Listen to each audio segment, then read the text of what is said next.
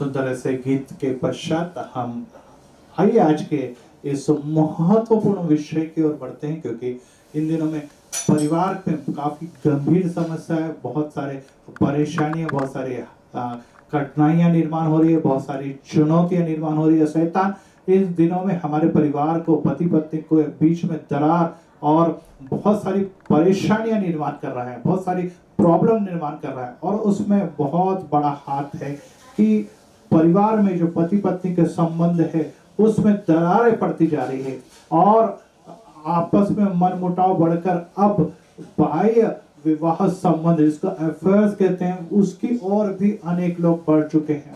बहुत सारे बच्चे जो है, जवान बच्चे बच्चियां जो है वो प्रभु से दूर हैं और वे इन दिनों में विभिन्न अफेयर्स में फंसकर अपने जवानी को, जो प्रभु की महिमा के लिए हमें एक शक्ति, अनुग्रह, ऊर्जा प्रदान करती है, वो दैहिक बातों के पीछे लगाकर अपने जीवन को बर्बादी की ओर लेके जा रहे हैं। और इसीलिए ये जो मैरिज जो संकल्पना है, जो प्रभु परमेश्वर ने आदम और हवा के द्वारा इस दुनिया में लेके आए, उसके अंदर भी बहुत सारी अब कठिनाइयां दिखाई दे रही है। और ऐसे अवस्था में कुछ बातें, स्पष्ट बातें जान लेनी बहुत महत्वपूर्ण है। और इसीलिए मैरिज और उस नैतिक पवित्रता को अनैतिकता की ओर जाते समय इस पवित्रता को बनाए रखने के लिए इब्रानियों उसके 13वें अध्याय के 4वें वचन में संत पौलुस बहुत ही अच्छी तरह से खूबसूरत वचनों में इस प्रकार से कहते हैं, और उसी के ऊपर हम विचार करने जा रहे हैं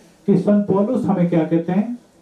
विवाह सब में आदर की बात समझी जाए। विवाह सब बातों में एक आदर और सम्मान की बात समझी जाए, मजाक की बात नहीं, या हम कहेंगे ठट्टे वाली बात नहीं। तो ये बहुत ही गंभीर बात है जो परमेश्वर ने प्रस्थापित की है। और विवाह बिछौना निष्कलंक रहे। और जिस बिछौने पर हम सोते हैं या जिस बिछौनों पर पति और पत्नी अपने जीवन का बहुत सारा समय आनंद और खुशियों में बिताते हैं, वो निष्कलंक रहे। इसमें कहीं भी घृणित बातें या अशुद्ध बातों का प्रवेश न हो, क्योंकि परमेश्वर व्यभिचारियों और परस्त्रीगामियों का न्याय करेगा। यस, इसलिए क्योंकि इन दिनों में व्यभिचार जो है उस परिवार में, पति पत्नी में बहुत बड़ा तनाव का कारण बन चुका है, बर्बादी का कारण बन चुका है। और इसमें फंसकर अनेक परिवार, अनेक पीढ़ियां बर्बाद हो चुकी है। सिर्फ अभी नहीं, बहुत पहले से निरंतर चलते आ रहा है। और इसीलिए प्रभु परमेश्वर यह कहता है कि परगामी स्त्रियों का वो न्याय करने वाला है। जी हाँ, वो न्याय अब उतरने वाला है और या उतर चुका है। और इसीलिए अब हमें ये जान लेना है कि हमारे जीवन में नैतिकता के 2 मापदंड है। एक है दुनियादारी के हिसाब से कैसी नैतिकता बरती जाए, और दूसरा है पवित्र शास्त्र बाइबल के हिसाब से हमारी नैतिकता। और इसमें जो बहुत बातों में अंतर है, क्योंकि जो दुनियादारी की जो नैतिकता है वो हमें कुछ अन्य बातें दिखाती है। और हम अपने जीवन का उद्देश्य इन दिनों में बहुत सारे मसीही परिवार में या गैर मसीही परिवार में भी हम देखते हैं कि धन मिल गया, मतलब हमने कुछ बहुत बड़ी बात प्राप्त कर ली, पद प्राप्त करने के लिए हम लालायित थे, प्रतिष्ठा और सुख, चैन और वैभव के पीछे जीने वाले मसीही लोग जो है या गैर मसीही, उन्हें अगर ये बातें मिल गई तो इसका मतलब उन्होंने सब कुछ पा लिया है। और उनके जीवन का उद्देश्य या मकसद ही है कि ये सब धन, पद, प्रतिष्ठा और सभी वैभव की बातें, चैनों की बातें हमें मिल जाए।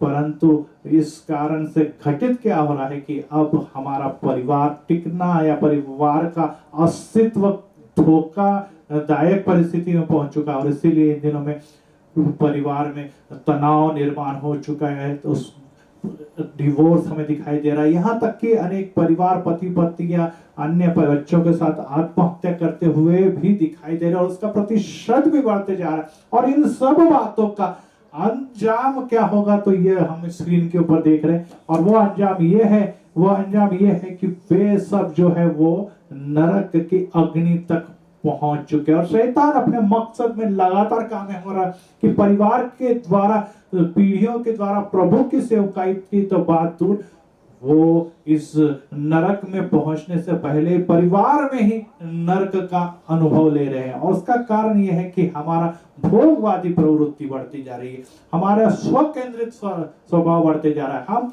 सिर्फ पैसा धन में ही संतुष्ट है। तान तनाव और ये सब बातें स्पर्धा के युग में, भागदौड़ के युग में हमें दिखाई दे रहा है। और लोगों को और बच्चों को और जवानों को लग रहा है कि सिर्फ लैंगिक जो है संबंध अगर हमने अच्छी तरह से बनाए या हम उसी में अगर व्यस्त हो जाए तो ही हम सुखी जीवन जी रहे हैं, या हम तनाव को उसके द्वारा दूर कर सकते हैं। और इसीलिए घर में नहीं तो घर के बाहर कहीं ना कहीं इस संबंध के द्वारा वे वीकेंड में कहिए या जीवन दिन का अंत जो है वो इस आनंद के साथ ही समाप्त करना चाहते हैं। लेकिन ये आनंद देने वाली बात शायद प्रभु के हिसाब से भी हो, लेकिन ये बात अगर अनैतिक है तो मैं आपसे कह देना चाहता हूं कि वो सिर्फ आपको नहीं तो आने वाली सभी जनरेशन और पीढ़ियों पर, जैसे वचन में अभी हमने कहा कि ये जो है वो हम पर श्राप या परमेश्वर का क्रोध या परमेश्वर का न्याय लेकर आता है। और इसीलिए हमें इन बातों को जानना जरूरी है। मैंने पिछले दिनों में शायद आपने पढ़ा होगा कि सट्टा जो है उसके बारे में सरकार ने यह निर्णय लिया कि सट्टे को या सट्टा खेलने वाली इस कवायद को भी अब कानूनन कर दिया जाए। आप जानते हैं कि सट्टे के कारण क्या हो रहा है कि दिवाली अनेक लोगों के दिवालिया निकल चुका है, अनेक लोग कर्ज बाजारी हो चुके हैं, अनेक लोग लत में और व्यसनों में फंस चुके हैं, अनेक के जीवन में डिप्रेशन निराशा आ चुका है। और विशेष करके निचले तबके के लोग हैं और उनमें तो ये हालात और भी कठिन हो गई कि लॉटरी सट्टा अगर हम लगाएं तो थोड़े से समय में थोड़े से पैसे में हम लखपति करोड़पति बन सकते हैं या बन जाते हैं, ऐसी भावनाएं उनके मन में पहुंच चुकी है। और ऐसे अवस्था में हम देखते हैं कि सट्टे को गवर्नमेंट कहती है कि हम तो अब कंट्रोल नहीं कर पा रहे, तो क्या ऐसा ना हो सके कि सट्टे पर टैक्स लगाकर कुछ पैसा सरकार के खजाने में तिजोरी में भी पहुंच जाए। इसलिए सरकार भी अब उसको थोड़ा सा लीनियंट लेते हुए उसको गैर कानूनी को कानून में बदल देती चाहती है। लेकिन जो गलत है वो गलत ही होगा, जो नाश तक पहुंचा तो वो कभी भी कानूनन हो नहीं सकता। लेकिन सरकार बहुत सारी बातों को अपने नियंत्रण के बाहर पहुंचकर, जैसे दारू से वो हम टैक्स कमा रहे हैं, जैसे लॉटरी से टैक्स कमा रहे हैं, जैसे तो वैसे सट्टाबाजी से भी हम कुछ कमा सकते हैं, सरकार की तिजोरियां भर सकते हैं तो वो भरे जा सकते हैं। तो इस प्रकार से अनैतिक बातों को भी इन दिनों में नैतिकता के या कानूनन स्वरूप देकर सरकार या दुनिया में सभी प्रकार के कार्य चल रहे हैं। वैसे आपने देखा होगा समलैंगिकता, इसको भी इन दिनों में अनेक सरकार ने मान्यता दे रखी है। और यहाँ तक कि लिव इन रिलेशन इसको भी मान्यता दी, जिसमें कि विवाह न रहते हुए भी एक जवान लड़का और लड़की साथ में जीवन एक कॉन्ट्रैक्ट बेसिक पर जीवन व्यतीत कर रहे हैं। और ये सब बातें अगर कानून बना दी जाए तो लोग कहते हैं अरे मैं कोई गलत काम नहीं कर रहा हूँ, मुझे में कोई प्रॉब्लम नहीं। लेकिन भाई और बहनों याद रखिए कि जो बातें परमेश्वर ने नियम में दी हुई है, व्यवस्था में भी, उसको अगर हम तोड़ते हैं तो हम कभी भी कुछ समय तक सुखी रह सकते, कुछ समय तक आनंद लेके, लेकिन हरदम वहां सुखी नहीं रह सकते। इसीलिए पुराने समय से ही स्त्री और पुरुष इस संबंध के बारे में नियमित भेदभाव का रवैया रहा है। पुरुष को छोड़ दिया जाता, लेकिन जो स्त्री है जो इस प्रकार के व्यभिचार में फंसती हुई दिखाई देती, उससे पत्थरवाह किया जाता है। और यीशु के सामने भी ऐसी पापिन स्त्री आई थी। तो इस बात से ये बातें दिखाई दे रही कि स्त्रियों को का शोषण जो है, स्त्रियों का उत्पीड़न जो है वो निरंतर चलते जा रहा है। यद्यपि बहुत सारे कानून भारत और विश्व में बन चुके, लेकिन स्त्री ये भोग का ही एक रूप है। और ये भोगवादी प्रवृत्ति मनुष्य में, विशेषकर समाजों में बढ़ती हुई दिखाई दे रही है, जिसका कारण ये है कि आज समाज की नैतिकता जो है, मूल्य है, वो निरंतर गिरते गिरते गिरते जा रहे हैं। और प्रश्न ये किया जाता है कि स्त्रियों को, बच्चियों को, लड़कियों को कैसे सुरक्षित रखा जाए। जी हाँ, जब तक हमारे विचार जो है, जब तक हमारी थिंकिंग जो है, जब तक हमारा मूल्य जो है वो निश्चित ही पवित्र शास्त्र या नैतिकता की ऊंचाई न ग्रहण कर ले, ये बातें समाज में कम नहीं होने वाली बल्कि बढ़ने वाली। और मीडिया और इन दिनों में जो मोबाइल और जो इस प्रकार से टीवी ये सब और नेट, इसके द्वारा जो है ये बात निरंतर आगे आगे और आगे ही बढ़ते जा रही है। इसलिए हमें अपने भावनाओं को, अपने मन पर, अपने विचारों को, अपने आत्मा को भ्रष्टता से बचाना है, इसे मलिन होने से बचाना है, तो ही हम अपने आप को, अपने जीवन को, चरित्र को सुरक्षित रख सकते, क्योंकि चरित्र का पतन जो है वो तेजी से इन दिनों में होते जा रहा है। और इसी कारण से विवाह, जिसमें दो चरित्रवान व्यक्ति अपने परिवार की स्थापना करके आने वाली पीढ़ियों को भी इस चरित्र कैरेक्टर में बांधकर तरक्की और उन्नति, और विशेष करके अगर हम मसीह है तो वचनों में, प्रार्थना में, सेवकाई में गुजारते हैं, वो कहीं तो भी हमसे दूर हो जा रहा है। तो विवाह जो है सिर्फ शारीरिक तृप्ति का या समाधान प्राप्ति का मार्ग नहीं है। यहाँ पे एक पुरुष और स्त्री इकट्ठे हो रहे हैं और सिर्फ शारीरिक समाधान प्राप्त करें, ये नहीं है, बल्कि इसके द्वारा आत्मिक समाधान भी है, मानसिक समाधान भी है। ये पहले है और उसके बाद बाकी की शारीरिक आवश्यकताओं की पूर्तता है। लेकिन जब क्रम उल्टा हो जाता है, जब हम इसको उल्टे क्रम से देखते हैं कि जब हम शारीरिक तृप्ति के लिए जीवन जीते हैं, तब क्या होता है, तब हम कई बार अपने पत्नी को या पत्नी अपने पति को धोखा देते हुए दिखाई देती है। तृप्तता और अतृप्तता के इस मोहजाल में फंसकर वे कहीं तो भी बहक जाते हैं और ऐसे मार्ग पर चले जाते हैं जिसमें न तो मानसिक समाधान मिलता है और आत्मा वो तो निश्चित ही दलदल में फंस ही चुकी है। तो इस प्रकार से हमें प्रथम ये बात जान लेनी है कि हमें कि हम अपने पति या पत्नी का तुलना अन्य पति या पत्नी के साथ करते हैं। अरे मेरा पति तो ऐसा ही है, देखिए वो कितना हैंडसम है, कितना तनख्वाह लाता है, कितना स्मार्ट है, कितने घर के काम करता है, कितने अच्छी तरह से परिवार की देखभाल करता है, कितना एक्टिव है। मेरा पति में कुछ नहीं है, मेरी पत्नी देखिए दिखने में खूबसूरत नहीं, कुछ नहीं, सिर्फ बैठती है, टीवी देखती है और सब मोबाइल पे खेलती रहती है, या बच्चों का सही संगोपन नहीं कर पाती, तनख्वाह भी नहीं है उसकी, या कमाई भी नहीं करती, हाउस वाइफ है। और इस प्रकार से तुलना तुलना तुलना तुलना ही हम करते रहते हैं। ध्यान रखिए, दुनिया में कोई भी व्यक्ति दूसरे व्यक्ति के जैसा नहीं है। आप जैसे यूनिक है, वैसे ही आपकी पत्नी या पति भी यूनिक है, वो दूसरा के जैसा नहीं। अगर आप उससे तुलना करते तो उसके साथ आप अन्याय कर रहे हैं। वो व्यक्ति जैसा अलग है वैसे ही हम भी अलग है, और इसीलिए किसी अन्य व्यक्ति के साथ उसकी तुलना करना उसका अपमान भी है और निश्चित वह निराशा में ले जाने वाला। क्योंकि जैसे मैंने शुरू में कहा कि दुनिया में कोई भी कपल परफेक्ट नहीं है। परफेक्टनेस की ओर ले जाने की जिम्मेदारी हमारी भी है और परमेश्वर की भी। हम मिलजुल के हाथों में हाथ लेके, जिस प्रकार से यहाँ पे दिख रहा है कि पति पत्नी बच्चों के साथ हाथों में हाथ लेके अगर प्रेयर कर रहे, प्रभु से मांग रहे कि यस प्रभु जी ये कमी है, धन की कमी है, ज्ञान की कमी है, नौकरी की कमी है, इच्छा शक्ति की कमी है, विचारों में हमारा मिलाप बरोबर नहीं हो रहा है, हमारे में विचार अलग अलग है, हमारी सोच अलग अलग है। प्रभु जी हमें एक सोच वाला, एक दिल वाला, एक दूसरे पर प्रेम करने वाला, इस मुसीबत से निकालने वाला, और हमारे धन संपत्ति और एक महंगाई के दिनों में नौकरी और दोनों की नौकरी और ये सब बातें प्रभु जी हमारे लिए खोल दीजिए। प्रभु जी देगा, लेकिन उससे झगड़ कर,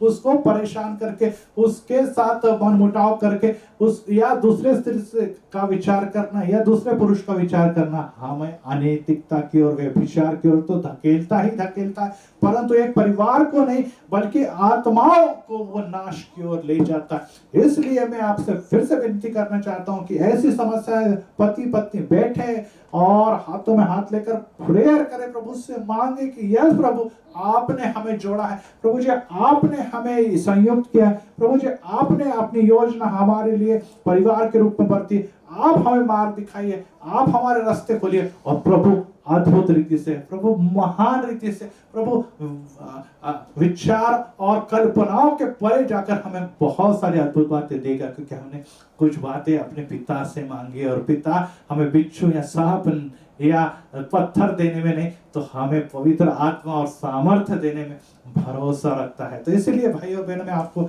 यही कहना चाहता हूँ कि वो दिखने में कैसा है, और इसलिए इन दिनों में जब विवाह तय होते तो हमें इन दिनों में बहुत सारी बातें दिखाई दे रही, क्योंकि कि इसकी क्वालिफिकेशन कितनी है, लड़का कितना नौकरी कमाता है, फॉरेन में जाने वाला है या धन संपत्ति कमाने वाला है। और ऐसे राजकुमार, ऐसे राजकुमारी के सपने देखे जाते हैं। और अगर ये करते करते कई बार ऐसा हो रहा है कि लड़कियों की उम्र बढ़ते जा रही, लड़कों की उम्र बढ़ते जा रही, और बाद में विवाह के बाद बच्चों की प्रॉब्लम निर्माण होते जा रही है, उनके विचार पूरी तरह से तैयार हो चुके हैं, एक दूसरे के साथ एडजस्ट नहीं करते, और परिणाम स्वरूप परिवार के रिश्तों में दरारें निर्माण हो जाती है। जी हाँ, हमें देखना है कि विचार मिल रहे हैं कि नहीं, साथ में वो विश्वासु है कि नहीं, प्रार्थना में है कि नहीं, हमारे धर्म और हमारे फेथ से जुड़ा हुआ है नहीं, ये हम न देखते हुए इन दिनों में दुनिया की बातें देखते हैं। नौकरी कितनी है, कितना पेमेंट है, कहाँ पर काम करता है, फॉरेन जा सकता है क्या, कितने फ्लैट है,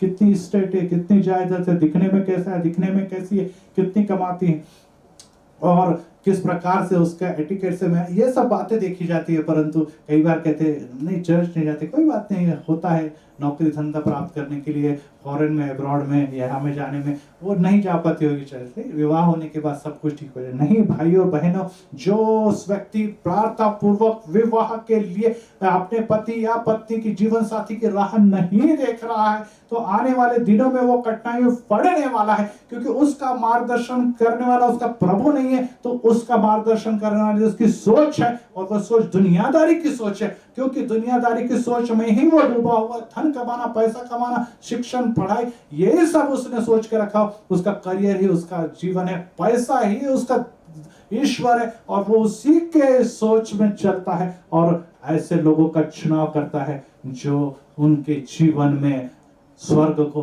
नरक बनाने के लिए काफी होती है। तो इसीलिए आज हम इस विषय को और आगे बढ़ाते समय ध्यान रखें कि अगर हम विवाह हो जाता है तो मत्ती इसका 18वां अध्याय 19 और 20 वचन में पति और पत्नी के बारे में बहुत अच्छी और खूबसूरत बात कही। अगर आपके घर में झगड़े हैं, आपके घर में तनाव है, आपके घर में वाद विवाद है, आपके घर में संशय का वातावरण है, तो आइए इस वचन को समझे और ध्यान दें। यह भी मैं तुमसे सच कहता हूँ, यदि तुम में से दो व्यक्ति एक मत हो कर पृथ्वी पर कुछ भी मांगेंगे, दो व्यक्ति, पति और पत्नी, एक मत, एक विचार, एक थिंकिंग, एक उद्देश्य को लेकर प्रभु के पास हाथों में हाथ लेकर जाते हैं और कुछ मांगते हैं, तो वह उन्हें मेरे स्वर्गीय पिता की ओर से निश्चय ही मिलेगा। प्रभु यीशु मसीह कहता है कि मेरे स्वर्गीय पिता की ओर से वो एक मन और एक चित्त और एक विचार की मांगी हुई बातें, विश्वास से मांगी हुई बातें अवश्य वो प्राप्त करने वाले हैं, अवश्य वो प्राप्त करने वाले। और इसीलिए आज परिवार स्थापित हो जाने के बाद हमारा मन एक नहीं, हमारे विचार एक नहीं, हमारे थिंकिंग एक नहीं, हमारी सोच एक नहीं, और परिणाम ये हो रहा है कि मांगने की बात तो दूर, हम सिर्फ झगड़ों में ही और एक दूसरे से छीना झपटी में ही विश्वास रखते हैं। और इसीलिए जब हाथों में हाथ हमारे हाथ हैं, हम दोनों हाथ में ले और प्रार्थना करें, यस प्रभु परमेश्वर ने इस दुनिया में निश्चित कलीसिया से पहले पति और पत्नी और परिवार की स्थापना की है, और ये परिवार स्वर्ग के राज्य में प्रवेश करने से पहले मंडली के द्वारा, कलीसिया के द्वारा वधु के रूप में अंतरिक्ष में ले जाएंगे। देखिए कितनी अच्छी सोच है। परमेश्वर ने प्रभु यीशु को एक दुल्हा बनाकर भेजा हुआ, और वो दुल्हन के रूप में पृथ्वी से इस मंडली को या कलीसिया को अंतरिक्ष में ले जाने वाला। इससे पता लगता है कि दुल्हा दुल्हन के बारे में परमेश्वर की कितनी सोच स्पष्ट है, कितनी अद्भुत है, कितनी गहराई उसमें छुपी हुई है। लेकिन आज दुल्हा और दुल्हन और इसके सोच के बारे में हम लोग कितने घटिया और कितने नीचे किस तरह से सोचते, दुनियादारी की सोच हम लेकर बैठे हैं। परमेश्वर कहता है कि वो दुल्हन जब तैयार होगी, जब वो दुल्हन अपने पति के योग्य होगी, ऐसे दुल्हन को, ऐसे वधु को, ऐसे निश्चित कलीसिया को मैं अंतरिक्ष में रैप्चर के द्वारा ले जाने वाला हूँ। जी हाँ, हम लोग तैयार हैं। हम कहेंगे हम यस, हमने तो सभी गहने बना लिए, हमने तो अच्छी नौकरी प्राप्त कर ली, हमने अच्छा क्वालिफिकेशन प्राप्त किया, हमने तो एक फ्लैट बना लिया, हमने तो सभी आयुष्य की सभी तैयारी कर ली, अभी हम तैयार हैं। जी हाँ, ये सब तैयारी जैसे हम करते हैं, वैसे ही तैयारी से कई गुना तैयारी हमने अपनी आत्मा की है, क्योंकि कोरोना के समय में हमारा भविष्य, हमारा जीवन, इसकी निश्चित सीमा अभी वो हम नहीं बता सकते कि कब तक चलेगी। आज है, कल रहे ना रहे, हम ये नहीं जानते। तैयारी में लगे रहो, और इसके लिए प्रभु यीशु मसीह ने भी उन कुंवारियों का उदाहरण देते हुए वर का उदाहरण दिया। बारंबार प्रभु विवाह के बारे में कहता है। और जब हम लोग इस विवाह के बारे में सोचते हैं, ठीक है, पहला भी चमत्कार आपने देखा होगा, प्रभु यीशु मसीह काना गांव में एक चमत्कार किया और वहां पर भी वर और वधु ये विवाह के अंदर प्रभु यीशु मसीह आमंत्रित थे। और क्या होता है कि वो उस परिवार में एक बहुत बड़ी परेशानी निर्माण हो जाती है। और वहां पर परेशानी ये होती है कि वहां पर भोजन तो सही है, लेकिन वहां पर जो वाइन है द्राक्षरस से वो कम पड़ जाता है। अनेक लोग कहते हैं देखिए प्रभु पर यीशु ने कौन सा चमत्कार किया, वाइन का चमत्कार किया। अगर यीशु अगर वाइन का चमत्कार करते हैं और तो मैंने वाइन ली तो क्या बात है। और इसीलिए इन दिनों में बहुत सारे लोग शराबी और वाइन और दारू और ये सभी बातों के पीछे अब लत लगकर परिवार के दरार का कारण, परिवार का उध्वस्त होने के कारण बहुत बड़ा है।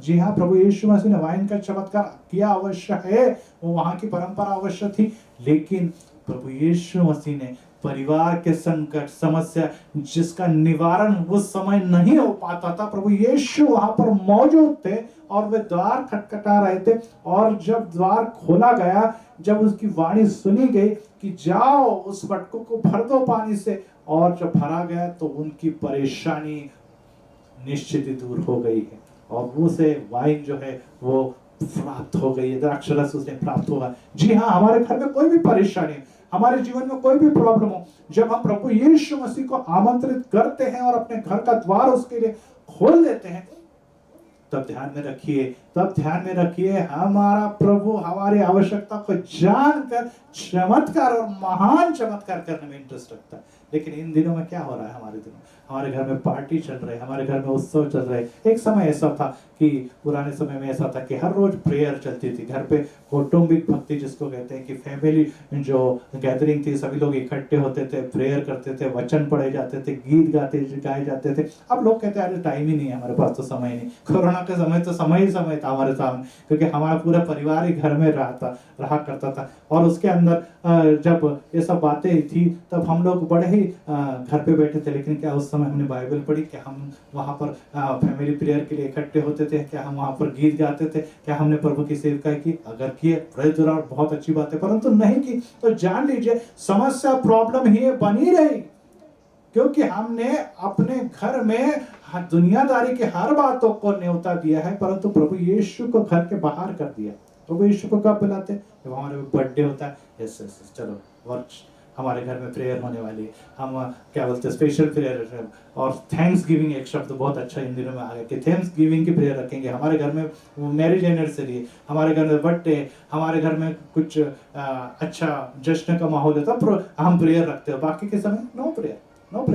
हम प्रभु यीशु मसीह को एक्स्ट्रा प्लेयर के रूप में रखते हैं कि प्रभु जब तेरी आवश्यकता रहेगी तब अंदर आना, बाकी के समय आप दरवाजा ठोकते रहिए, हम दरवाजा खोलने वाले नहीं। क्यों? क्योंकि प्रभु जी जो कुछ अंदर चल रहा है वो आपको पसंद नहीं आने वाला, आप जरा बाहर ही रहिए। हमारे घर में जो कुछ चल रहा है ना वो शोभा देने वाला नहीं है। सही बात है, हमारे घर में आजकल जो झगड़े चल रहे, टंटे चल रहे, वाद चल रहे, गालियां निकल रही, एक दूसरे पे आरोप लग रहे, व्यभिचार और अशुद्धता की बातें चल रही, निश्चित ही प्रभु को ये बातें पसंद नहीं है। और हमने भी प्रभु को पुकारा नहीं, इसलिए वो घर के बाहर है। वो कहता है मैं आज द्वार ठकठकाता हूँ, जो मेरे लिए द्वार खोलेगा मैं उसके घर में प्रवेश करूंगा, मैं उसके साथ भोजन करूंगा और मैं उसको सभी प्रकार के आशीर्वाद दूंगा। लेकिन हम प्रभु को घर के बाहर करके हमारा परिवार, हमारा जीवन, हमारा फैमिली, हम उसके मालिक है और हम अपने विचारों से और दुनियादारी के हिसाब से चलते हैं। जैसे शुरू में मैंने कहा कि दुनियादारी की नैतिकता के मूल्य अलग है, पवित्र शास्त्र के नैतिकता के मूल्य अलग है। दुनियादारी की क्या हालत होती है कोरोना में हमने देखा है, आज जो है वो कल नहीं रहेगा। सभी हालात, सभी परिस्थिति, सभी सिचुएशन क्षण में बदल जाती है एक वायरस के कारण, परंतु पवित्र शास्त्र में जो बातें लिखी है वो कितने राजा, कितनी पीढ़ियां, कितने साल, हजारों साल गुजर गए, लेकिन आज कर सदा हरदम ये बातें बनी रहेगी, बनी ही हुई है। और इसीलिए हम ऐसी बातों की ओर ध्यान रखें जो अनश्वर है, जो नश्वर नहीं है, और वो है हमारे प्रभु यीशु मसीह। उस हरदम जिंदा है, वो हमारे से प्रेम करता है। और इसीलिए आज हम जब प्रभु यीशु मसीह को अपने घर में नियंत्रित करते हैं तो वो हर्षित होता है। और एक वचन हम पढ़ेंगे कि पहला यूहन्ना उसका पहला अध्याय और 7वें वचन में, हमें अगर प्रभु यीशु घर पे है तो हमारे घर में प्रकाश है, प्रकाशमय जीवन है और सुकून भरा जीवन है, शांति भरा जीवन है और स्वर्ग भी यहीं पर है। और इस स्वर्ग से हम प्रभु परमेश्वर के साथ स्वर्ग में जाएंगे। यस, तकलीफें हैं, बीमारियां हैं, आर्थिक समस्या है, नौकरी की समस्या, लेकिन प्रभु यीशु है ना, और हम उसको सदैव धन्यवाद देते रहेंगे, स्तुति करते रहेंगे, तो हमारा घर स्वर्ग बना ही रहेगा। लेकिन क्या होगा देखिए, परंतु यदि हम ज्योति में चलते हैं जिस तरह वह स्वयं ज्योति में है, तो हमारी एक दूसरे से सहभागिता है। यस, अगर हम ज्योति में है, प्रकाश में है और पति पत्नी यीशु में चलते हैं, तो हमारी जो सहभागिता मीठी, मधुर, प्रेम भरी और सुकून भरी है। स्वर्गीय घर हमारा है, हमारा घर नरक नहीं, हमारा घर स्वर्ग बना हुआ। और इस स्वर्ग प्रकाश में परिवार को, जिसको कहा गया है कि वो टेकड़ी पर ऊंचे स्थान पर रखा हुआ और सभी जगह प्रकाश देता है। और लोग कहते हैं कि सही में इनके घर में दुख है, तकलीफ है, परेशानी, फिर भी कितनी आनंद, खुशी की और सुकून इनके घर में बना हुआ है, इनके जीवन बना। क्या कारण है इसमें? क्योंकि जिस पति और पत्नी को, एक स्त्री और पुरुष को प्रभु यीशु ने जोड़ा है, उसके साथ प्रभु यीशु मसीह भी जुड़ा हुआ है और वो उन्हें प्रेम करता है, वो उनसे प्रेम करता है और उनके मार्ग का प्रकाश और ज्योति वो प्रभु यीशु मसीह है। और उनकी सहभागिता आपस में भी मधुर है और प्रभु के साथ भी विश्वसनीय है। आगे कहते हैं, और उसके पुत्र यीशु का रक्त हमें हर पाप से शुद्ध कर यीशु देता का लहू सारे पापों से शुद्ध करता हमें। यस, और इसके द्वारा हम जब भी प्रार्थना करें, हमारे जीवन में पाप आएगा, अशुद्धता आएगी जो हमारे जीवन के आसपास ही मंडराती रहती है, वो हमें निश्चित ही बचाव के लिए प्रभु यीशु मसीह की सहायता और उसके लहू के द्वारा शुद्धता बहाल करेगी। और ऐसा शुद्ध जीवन, ऐसा पवित्र जीवन ही उस स्वर्ग में प्रवेश करने के कारण लायक है। और वही शुद्ध जीवन घर में भी आनंद और सुकून रहता है, क्योंकि प्रभु यीशु मसीह हमें आनंद और सुकून देना। प्रभु यहाँ पर पौलुस ऐसे कहते हैं कि प्रभु यीशु के नाम में मैं जो भी करना चाहूँ वो कर सकता हूं, क्योंकि मैं नहीं तो मैं घर में बैठने वाला, मेरे जीवन में बसने वाला प्रभु यीशु मसीह के द्वारा मैं ये सब करने में सक्षम हूं। तो आइए आज हम ये जान ले कि आज हमारे घर में अपवित्रता है, हमारे विचारों में अपवित्रता है, हमारे सोच में अपवित्रता है, हमारा देखने का नजरिया स्त्री के प्रति या पुरुष के प्रति गलत है, हमारे विचार गंदे गंदे विचार, अशुद्ध विचार हमारे मन में आ रहे, तो अभी समय है हम प्रभु यीशु को पुकारें।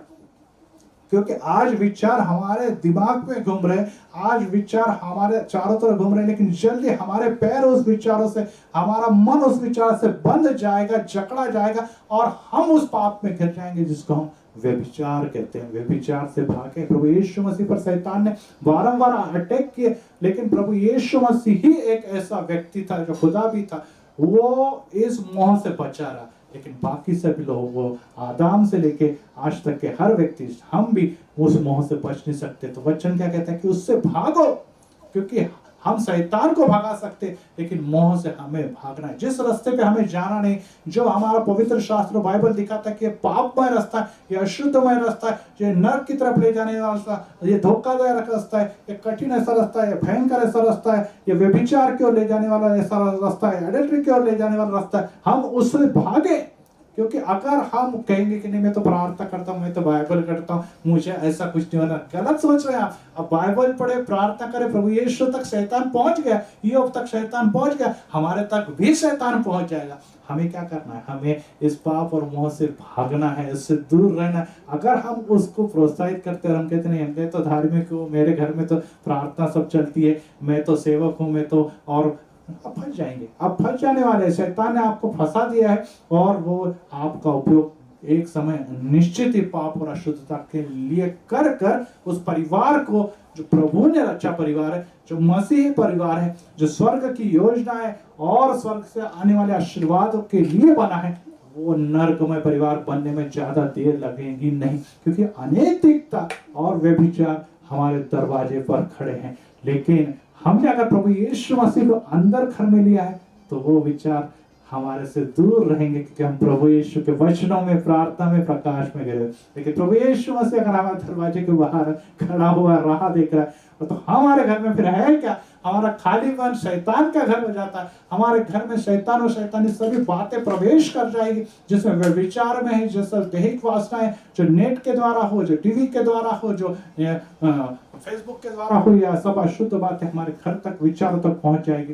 पति पत्नी के संबंधों में दरार निर्माण हो जाएगी। मुझसे बेटर, उससे बेटर मुझे वो लड़का दिखाई दे रहा है, वो लड़की दिखाई दे रही, और हम उसके भावनाओं में बहकर दैहिक वासनाओं के संतुष्टि के लिए इसी में आनंद और इसी में स्वर्गीय जीवन प्राप्त करने की कोशिश करते करते नाश के कगार तक कब पहुंच जाएंगे हमें पता नहीं। और शैतान की दरारें हमें अशुद्धता की ओर ले जाने के लिए तैयार ही बैठी हुई है। इसीलिए आज फिर से हम अपने पिता को, अपने परमेश्वर को निश्चित है आज अपने जीवन में स्थान दे, क्योंकि हम वचन को रोज पढ़ते हैं, उस पर चलते हैं, हम प्रार्थना करते हैं और प्रभु यीशु पर भरोसा रखते हैं। हमारा पति प्रभु ने दिया हुआ, मेरी पत्नी प्रभु की योजना का भाग है, मेरे बच्चे मेरे बाद प्रभु की सेवकाई करेंगे। ऐसा विचार रखकर हम वचनों में चलते, वचनों में बंधे हुए रहते, अपने आप को जकड़ कर रखते हैं। लोट के समान नहीं तो अब्राहम के समान पवित्र जीवन, प्रभु यीशु मसीह के समान समर्पित जीवन जीने की कोशिश करते, तो कोई भी बाधा, कोई भी संकट हम पर आ भी जाए,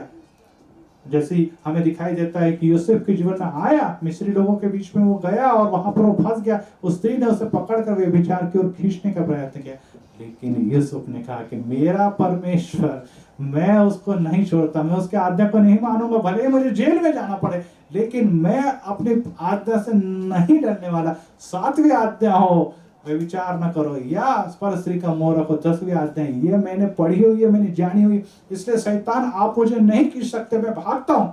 और आपने देखा यूसुफ भागा, यूसुफ भागा, वो अंगरोचा है, अपने कपड़े को छोड़कर वो भाग गया। हमें भी भागना है। अगर आप मुझसे भागते हैं और प्रभु के मार्ग पर चलते हैं तो आप विजय होंगे। अन्यथा अगर हम वहीं रुकते हैं और कहते हैं थोड़ी देर में देखता हूँ, थोड़ी देर क्या होगा देखूंगा, थोड़ा मजा मुझे लेने दो, ऐसा अगर आप करते तो वासना में, अंधकार में आप घिर जाएंगे और उससे बाहर आने का कोई भी रास्ता नहीं। प्रार्थना करें। प्रभु जी आज हम धन्यवाद और महिमा देते, क्योंकि आज हमने जो विषय पढ़ा है वो हमारे आसपास, हमारे समाज में, हमारे घर में, हमारे परिवार में बहुत ऐसे बढ़ता हुआ दिख रहा है। इसके कारण हमें दिखाई दे रहा है कि पाप, अशुद्धता और सभी प्रकार के लैंगिक वासनाओं से घिरे हुए समाज में निश्चित जो मूल्य है, जो सभी प्रकार की वैल्यूज है, वो पूरी तरह से गिर चुके हैं। और इन दिनों में हमारा जीवन पैसा, धन और पत्नी और सभी प्रकार की भोग प्रवृत्तियां ही जीवन का उद्देश्य बन चुका है। ऐसे समाज में हम जीते हैं और ऐसे समाज की जो भी विचार हमारे चारों तरफ घिरे हुए, अनेक ऐसी बातें हैं जो हमें समलैंगिकता हो गया, हमें इन जिसमें देखे जाएंगे तो ये घिरे हुए हैं और ये हमें निश्चित ही ये बता रहे हैं कि यस प्रभु आपका आगमन का समय नजदीक है। जैसे सदम और गमोरा में अग्नि का वर्षा हुआ, जल्द ही सभी अग्नि में ऐसे पापमय लोग डाले जाने वाले, उसमें मैं न रहूं।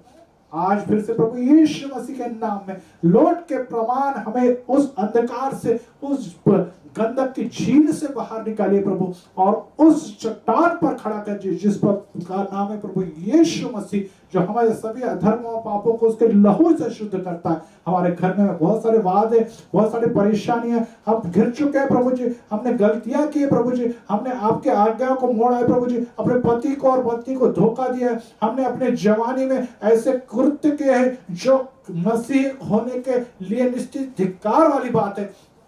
लेकिन प्रभु जी आज आप हमें क्षमा करें। उस पापी स्त्री से कहते हैं कि कोई भी तुझे पत्थर मारो, जा मैं तुझे क्षमा करता हूँ, फिर से पाप न करना। आज यीशु से आप हमें बुला रहे हैं उस खोए हुए उड़ाऊ पुत्र के जैसे, जो आता है और वो कहता है कि मैं आपके लायक नहीं, लेकिन आपने उस पिता ने उससे समेट लिया, उसके गले लगा और फिर से उसको पुत्र का दर्जा बहाल किया है। प्रभु जी हम खोए हुए दास और घृणित ऐसा जीवन जी रहे हैं प्रभु जी, आज हमें नए से स्वीकार कीजिए, पश्चाताप अंतःकरण से आपके पास आते हैं प्रभु जी, हमें इस पाप की दलदल से, इस व्यभिचार के दलदल से, इस एडल्ट्री के दलदल से, हमें इसी सभी नाश के दलदल से मुझे और मेरे परिवार को निकालिए। आप प्रभु से प्रेम करते हैं, अगर हम प्रभु इससे न निकल पाए तो हमारा जीवन नरक से भी बदतर हो चुका है और बदतर हो जाएगा। प्रभु हमें सुखी जीवन, आनंदित जीवन दिखाइए। आज हम आपके लिए द्वार खोलते प्रभु जी, हमारे घर में, हमारे दिल में, हमारे परिवार में आप प्रवेश कीजिए और हमारे पति के, पत्नी के विचारों को बदल दीजिए। वो नहीं सुनता, वो फंस गया है, वो सभी तरह से जकड़ लिया गया। प्रभु यीशु के नाम में उस पवित्र आत्मा से हम ये विनती करते हैं कि उसका जीवन, उसके विचार बदल दीजिए, क्योंकि उसके द्वारा मेरे घर में संकट समस्या निर्माण होंगे और मेरी प्रार्थना सुनी जाएगी। क्योंकि तब तक तो व्यक्ति पति पत्नी हाथ पे हाथ रखकर एक विचार समविचार ना हो, उस परिवार में सहभागिता कभी नहीं बन सकती। और इस सहभागिता बनने के लिए प्रभु जी आपकी योजना पति पत्नी के रूप में हमारे घर में आ चुकी है, परंतु आज शैतान के द्वारा परिवार उद्ध्वस्त हो रहा है, व्यसन के द्वारा घर उद्ध्वस्त हो रहा है, पराई स्त्री और पराई पुरुष के कारण घर उद्ध्वस्त हो रहा है। प्रभु जी हमें जोड़ दीजिए, प्रभु जी हमें जोड़िए, आपके साथ जोड़िए, हमारे पति पत्नी के संबंध क्षमाशीलता के, प्रेम के और एक दूसरे का समझ लेने वाले हो, ऐसे होने दीजिए। प्रभु जी आपने कार्य किया, सुंदर ऐसा वचन, गहराई जैसा वचन, स्पष्ट इशारा और अलर्ट वाला वचन आपने दिया, हम धन्यवाद देते प्रभु यीशु मसीह के मीठे और मधुर नाम से, आमीन आमीन।